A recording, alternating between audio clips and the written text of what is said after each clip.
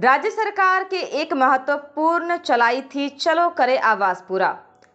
अब खबर झारखंड से है। बता दें कि स्थानीय सरकार के द्वारा एक महत्वपूर्ण कैंपेन मोड में एक स्कीम चलाई गई थी, चलो करें आवास पूरा। इस संदर्भ में हमारे चैनल से कुछ खास बातचीत किए हैं देवघर जिले के डीडीसी श्री कुमार ताराचंद जी ने।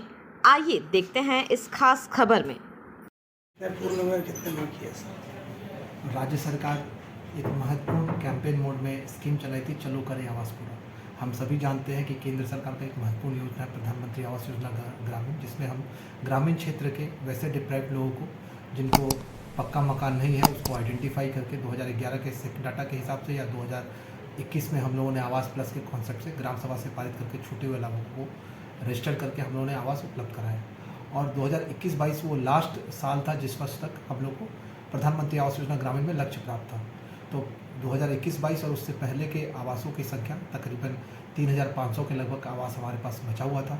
और इस तरह अमूमन सभी जिलाओं में कुछ ना कुछ बचा हुआ था। उसको ध्यान में रखते हुए राज्य सरकार ने कैंपेन मोड पे इन आवासों को पूर्ण कराने का लक्ष्य दिया गया था और प्रयास किया गया था कि इस कैंपेन मोड में जो 15 सितंबर से 10 अक्टूबर तक का चलो करें आवास पूरा कार्यक्रम है उसमें सबकी सहभागिता सुनिश्चित हो।